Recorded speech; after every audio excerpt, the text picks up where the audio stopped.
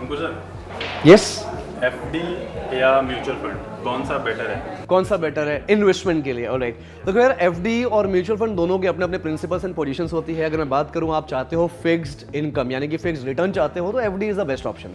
लेकिन अगर आप चाहते हो कि आपको रिटर्न बहुत अच्छा मिले, लॉन्ग टर्म इन्वेस्टमेंट करना चाहते हो with high return, then in that case mutual fund बहुत अच्छा एक ऑप्शन होता है। लेकिन दोस्त, सबसे इंपॉर्टेंट चीज़ है म्यूचुअल फंड, आप ऐसे बिना नॉलेज के आप बिल्कुल भी इसमें पैसे इन्वेस्ट नहीं कर सकते, ये मेरा सजेशन रहेगा।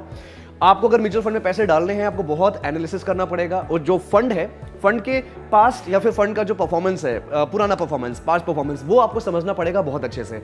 लेकिन उसके अलावा एक चीज़ और है, अगर आप चाहते हो कि एक सिक्योर्ड जगह इन्वेस्ट किया जाए तो एफडी होता है। अब यहाँ पे हम बात करते हैं क्या लिक्विडिटी कैसी होती है। तो फिक्स डिपॉजिट में अगर आपको पैसा चाहिए तुरंत, उसमें आपको क्लोजर होता है, जब आप क्लोजर करते हो तो उसमें पेनल्टी देनी पड़ती है। लेकिन म्यूचुअल फंड में ऐसा कुछ भी नहीं है। म्यूचुअल फंड में आपने पैसा डाला, आपको लिक्विडिटी मिल सकता है। कुछ ऐसे फंड्स होते हैं जो तुरंत लिक्विड होते हैं। उसके अलावा टैक्स की अगर बात करें तो एफडी में टैक्स पेड होता है, टैक्स चार्जेस होते हैं। लेकिन म्यूचुअल फंड्स में बहुत सारे ऐसे म्यूचुअल फंड स्कीम्स होते हैं, बहुत सारे फंड्स होते हैं जो टैक्स रिबेट भी होते हैं, जिसमें टैक्स चार्जेस नहीं होते।